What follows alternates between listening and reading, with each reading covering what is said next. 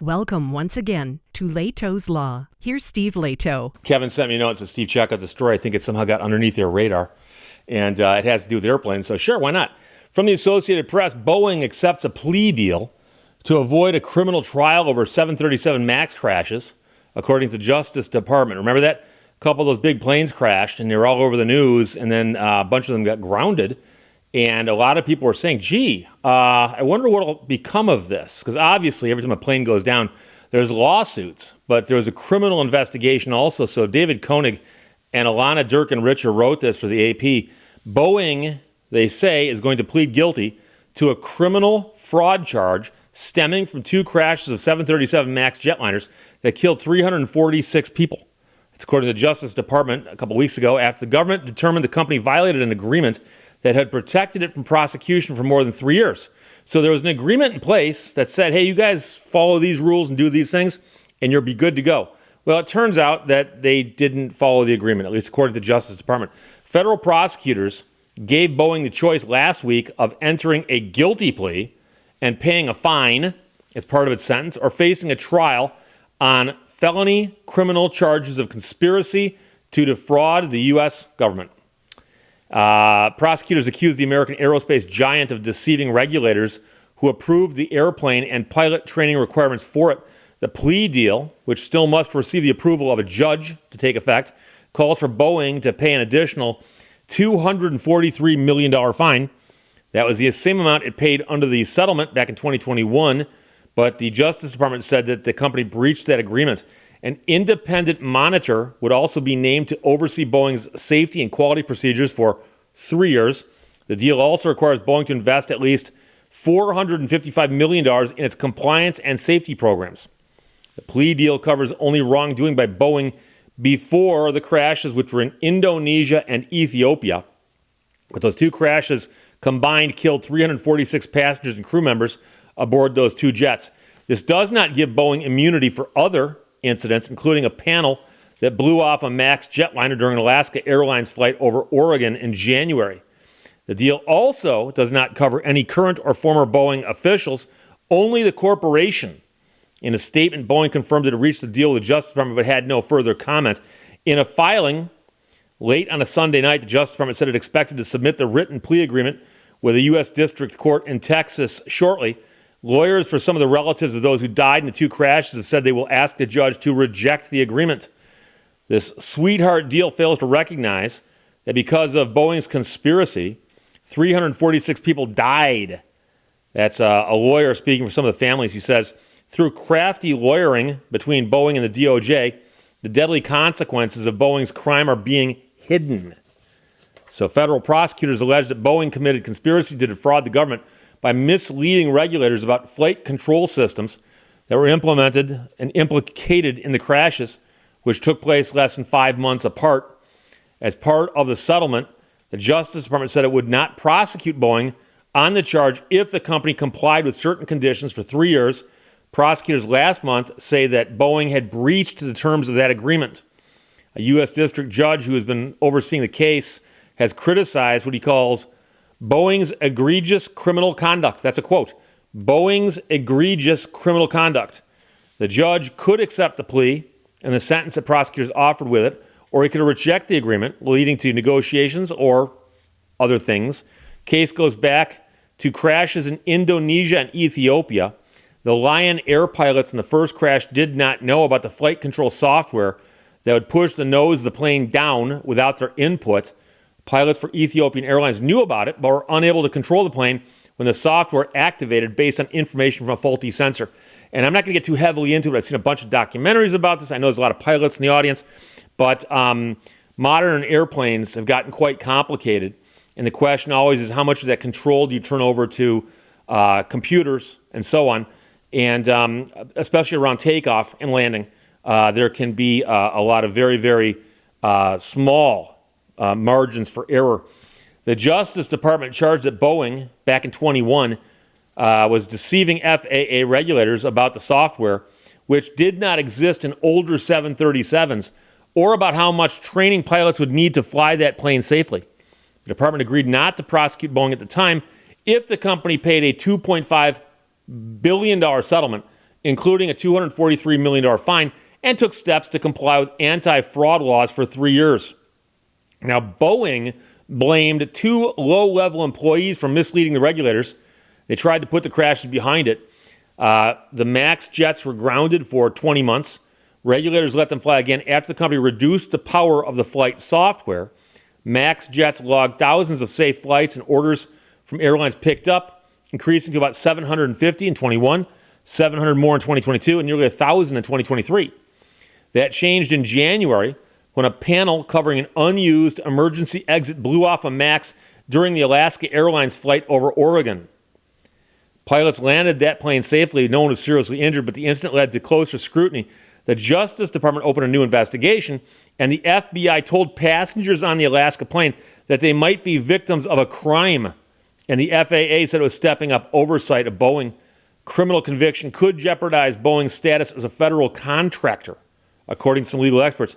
The plea announced Sunday does not address that question, leaving it to each government agency what they should do with or without Boeing going forward. So the Air Force cited compelling national interest in letting Boeing continue competing for contracts after the company paid a $615 million fine in 2006 to settle criminal and civil charges, including that it used information stolen from a rival to win a space launch contract. So there's more to the story than that, but it's one of those things. You know, I'm a firm believer that when you look at somebody who's being punished for a crime, you've got to ask yourself, number one, is this fair? Is this fair? In other words, is this person being treated the way other people in the same situation are treated? And, you know, you go, okay, that makes sense.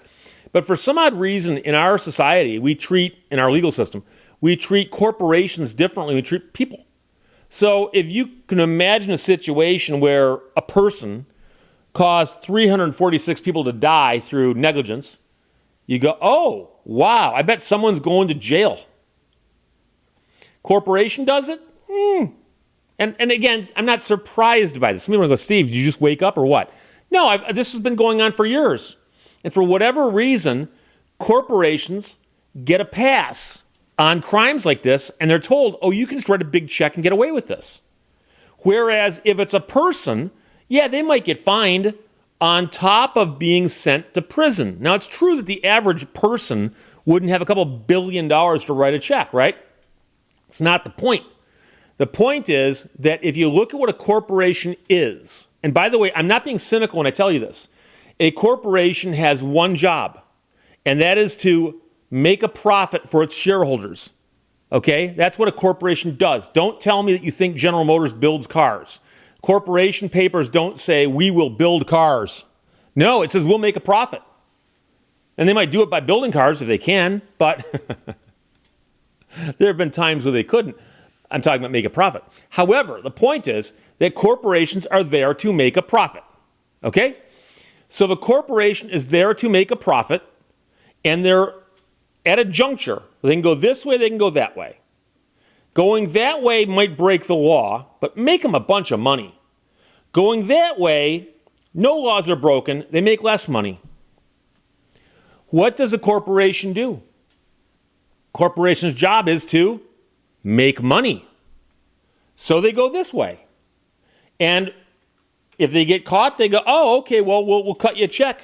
But, at least we're trying to make money here, And so the sad part is, I understand that if you fine the heck out of a corporation, that you are, in essence, making all of the stockholders pay, the same way that if you sue the government and you win, taxpayers are paying your bill. But that's also not fair either. If you buy stock in a corporation, thinking this corporation is going to make money by building jets or building cars or building whatever they build, they make something, okay? And then you find out that somebody trying to maximize their profits broke the law and then got fined and it cost the corporation a boatload of money. It's not fair to the stockholder who wasn't in on that decision. Now, I know theoretically stockholders do get to vote for the board of directors. Board of directors gets to hire a CEO and so on. And that kind of stuff does theoretically work, but it doesn't.